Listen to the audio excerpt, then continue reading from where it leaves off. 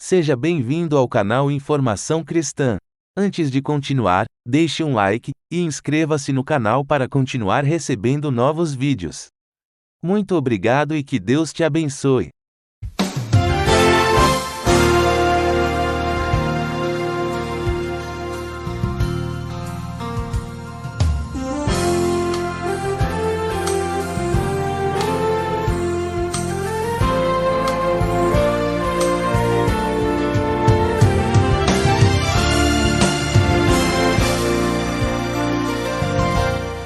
Deus tem planos para cumprir em nossas vidas.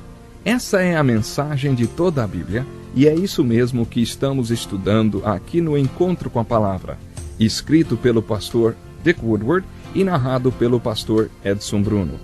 Fique atento a mais um programa que o Ministério Cooperativo Internacional leva a você. Com você agora, pastor Edson Bruno.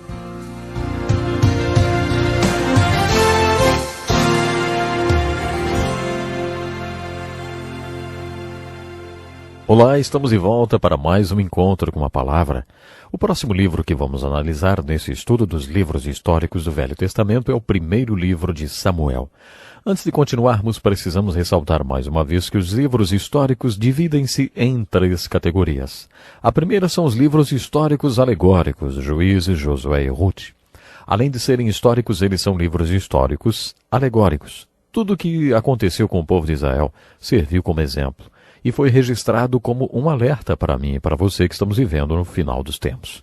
A palavra exemplos, usada no versículo 11 do capítulo 10 da primeira carta do apóstolo Paulo aos Coríntios, pode ser entendida como alegorias ou tipos. Os próximos 6 livros históricos em ordem cronológica são 1º e 2º Samuel, 1º e 2º Reis e 1º e 2º Crônicas e constituem uma segunda divisão dos livros históricos. Esses 6 livros são conhecidos como os livros histórico-literários do reino. O primeiro livro de Samuel, no entanto, também é conhecido como o primeiro livro dos reis. O segundo livro de Samuel como o segundo livro dos reis. O próximo livro, na sequência, segundo a tradução da Bíblia de João Ferreira de Almeida, é o livro de 1º Reis, conhecido como o terceiro livro dos reis. O livro de 2º Reis é referido como o 4º livro dos reis. Segundo os tradutores, todos esses livros são livros literários do reino porque relatam o reino de Deus. Quando analisamos esses livros do reino, precisamos saber exatamente o que estamos procurando. Agora eu desafio você a fazer importantes observações com a leitura dos livros de 1º e 2º Samuel. A primeira coisa que procuramos é o conceito do reino de Deus. O conceito do reino de Deus é muito, muito importante mesmo. No 6º capítulo de Mateus, no meio do Sermão do Monte, quando Jesus dissertou sobre prioridades e valores depois de ter falado sobre muitas coisas que nós prezamos e valorizamos, ele disse: buscai primeiro o seu reino. Quando Jesus nos ensinou a orar, ele falou: vós orareis assim: Pai nosso que estás no céu, santificado seja o teu nome. Venha o teu reino, seja feita a tua vontade, assim na terra como no céu. O pão nosso de cada dia nos dá hoje. Antes de Jesus nos ensinar a pedir, nos dá. Ele nos ensinou a colocarmos Deus em primeiro lugar. Ele nos ensinou a dizer: Deus, o teu nome, Deus, o teu reino, Deus, a tua vontade são importantes para mim. E em submissão a tudo isso, dá-me o que preciso. Por que Jesus nos ensinou a dizer na oração do Pai Nosso: venha o teu reino? Porque o reino de Deus é um conceito muito importante para nós. Essa é a verdade.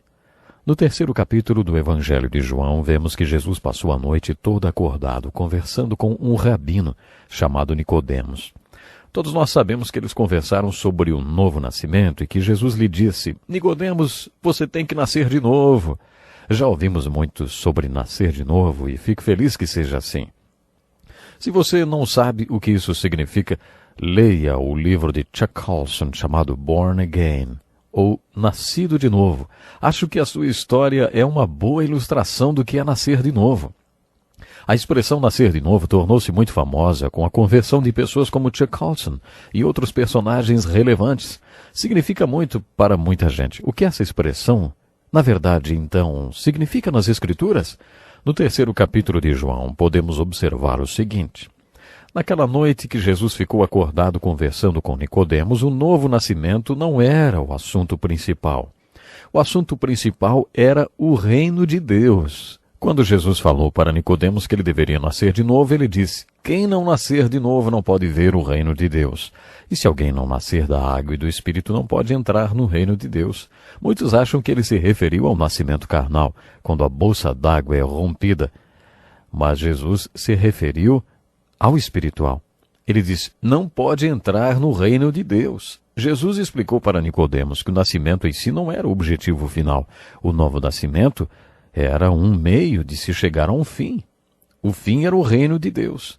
Você percebe como o conceito do reino de Deus é importante nas Escrituras? O que significa o reino de Deus? Nesses livros históricos do Velho Testamento, 1º e 2º Samuel, 1º e 2º Reis e 1º e 2º Crônicas, você aprenderá o que a Bíblia quer dizer quando faz referência ao reino de Deus. Para refrescar a sua memória, eu gostaria de relembrar algumas ilustrações já vistas. Quando iniciamos nosso estudo dos livros históricos, dei uma explicação geral sobre a história do povo de Deus. Quando vimos que os filhos de Israel tinham uma liderança de acordo com a vontade de Deus, mas preferiram uma liderança conforme a sua vontade, eu disse: o que Deus realmente queria para esse povo era uma teocracia, que significa Deus governando o povo. Tudo o que se precisava para uma teocracia era de um profeta, sacerdote como Moisés ou Samuel. Quando ele subia ao topo da montanha para interceder junto a Deus pelo povo, ele era o sacerdote. Quando ele descia da montanha com as palavras de Deus para o povo, ele era o profeta. Era isso que Deus queria. No primeiro livro de Samuel, ele tem a posição de líder, um profeta sacerdote. Ele fazia a mesma coisa que Moisés. Um dia o povo falou para Samuel: Samuel, nós não queremos mais esse tipo de governo, sabe? Nós não queremos mais que Deus seja o nosso rei. Nós queremos um rei como os outros povos têm.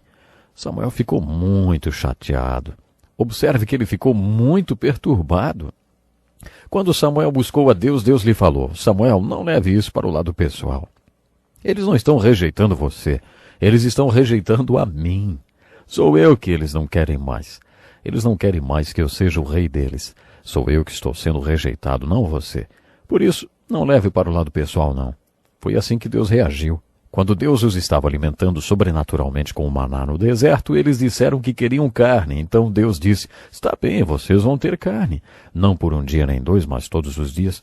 Vocês podem comer carne todos os dias, meses e anos, até que saia pelos narizes o que vocês estão comendo, até que vocês enjoem.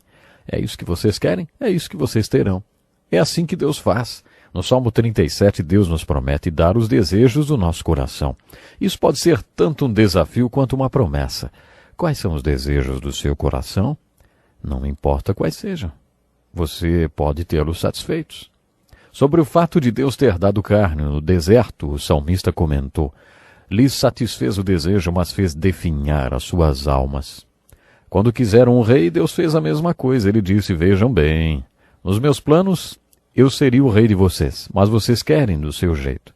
Então Samuel, dê a eles os reis que eles querem. É por isso que em algumas edições da Bíblia, os livros 1º e 2º Samuel são chamados de 1º e 2º Reis, e os livros 1º e 2º Reis são chamados de 3º e 4º Reis. As crônicas são uma repetição do mesmo período da história. Esses 6 livros são sobre os reis que eles tanto quiseram e por isso são chamados de livros histórico-literários do reino. O primeiro rei foi um homem chamado Saul. Samuel teve o prazer de contratar o primeiro rei. Você já contratou um rei? Deve ser divertido, não? Bom, Samuel teve o privilégio de contratar e ungir o primeiro rei de Israel. Logo vemos que foi mais difícil para Deus trabalhar com esse rei do que com os profetas sacerdotes Moisés e Samuel. Moisés e Samuel faziam exatamente o que Deus ordenava. Mas o rei Saul desobedeceu a Deus. E quando Saul desobedece, Deus já não podia mais trabalhar através dele. Samuel, portanto, teve o prazer de despedir o primeiro rei de Israel. Deus disse: despeça-o, porque se ele não faz o que eu mando fazer, não posso trabalhar através dele. Por isso que o rei seguinte foi um homem segundo o coração de Deus, e que fez a vontade de Deus. Quando Samuel despediu Saul, disse: Deus tirou o reino das tuas mãos e dará um homem segundo o seu coração, e que fará a sua vontade. Se um homem fizer a vontade de Deus, Deus pode trabalhar através dele. Deus pode trabalhar através de um rei desse tipo. Quer o rei fosse desobediente ou obediente, o profeta sacerdote estava sempre em cena. Ele ficava só um pouco fora. Se o rei não obedecesse a Deus, o profeta sacerdote entrava em cena e transmitia-lhe a palavra e a vontade de Deus. Ele dizia: é melhor você fazer o que Deus quer ou trará problemas para você e para todo o povo. Isso aconteceu durante toda a história do reino. Davi foi o melhor rei que Israel teve. Ele era um rei obediente que queria cumprir plenamente a vontade de Deus. Deus realmente trabalhou através de Davi. O seu reino foi sucedido por Salomão. A princípio parecia que ele seria um tipo de homem que Deus poderia usar. Mas logo no começo do seu reinado, Salomão afastou-se de Deus. Ele teve 700 mulheres e 300 concubinas, e essas mulheres o afastaram de Deus. Foi aí que veio o desastre sobre o povo de Deus. Como resultado do reinado de Salomão, o reino se dividiu. As 10 tribos do norte de Israel se autodenominaram Israel. As 2 tribos do sul, Benjamim e Judá, passaram a ser conhecidas por Judá. Os filhos de Israel se tornaram um reino dividido, não por causa dos pecados de Davi, mas como consequência dos pecados de Salomão. Os assírios levaram os reinos do norte cativo. Essas tribos do norte nunca voltaram do cativeiro. Nunca mais ouviu-se falar delas. Os babilônios conquistaram o reino do sul. As tribos de Benjamim e Judá foram levadas cativas para a Babilônia. Por 70 anos os filhos de Israel possuíram a terra, mas ninguém a habitava porque eles não viviam lá. Depois que passaram 70 anos, a Pérsia conquistou a Babilônia. Uma das primeiras coisas que aconteceram foi que Ciro, o grande imperador da Pérsia, teve um sonho. Nesse sonho, Deus vivo e verdadeiro o moveu a fazer um decreto declarando que todos os hebreus cativos que habitavam na Babilônia, a qual tinha se tornado Pérsia, eram livres para voltar para Israel e reconstruir o templo e a cidade. Quando apresentei uma visão geral da história de Israel, disse que ela poderia ser uma matéria difícil. Entretanto, você não precisa ser um estudante da história dos hebreus para entender o Velho Testamento o suficiente para tirar uma aplicação devocional e prática para a sua vida. Para que você tire proveito da leitura, da literatura histórica do Velho Testamento, basta conhecer 7 fatos da história dos hebreus. O primeiro é o reino. O povo quis um rei, por isso Deus deu-lhes um reino. Como consequência dos pecados de Salomão, o reino foi dividido. O reino dividido é o fato número 2. O fato número 3 é que os assírios levaram cativo o reino do norte, que estava dividido do reino do sul. Fato número 4 é a extinção do reino do norte.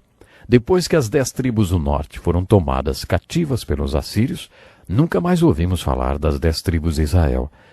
Elas são tidas como as 10 tribos perdidas de Israel. O cativeiro babilônico do reino do sul é o 5º fato da história dos hebreus que nós conhecemos.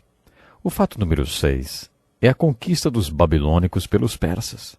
O fato número 7 é o retorno de alguns judeus do cativeiro babilônico.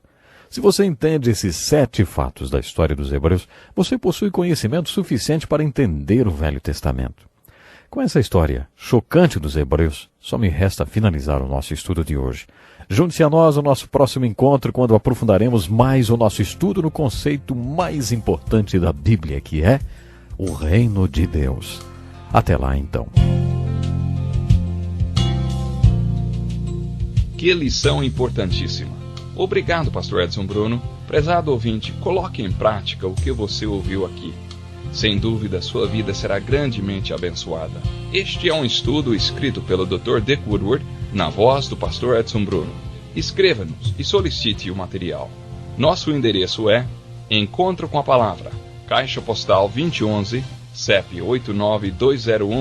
89201-970, Joinville, Santa Catarina. Até o nosso próximo encontro com a Palavra.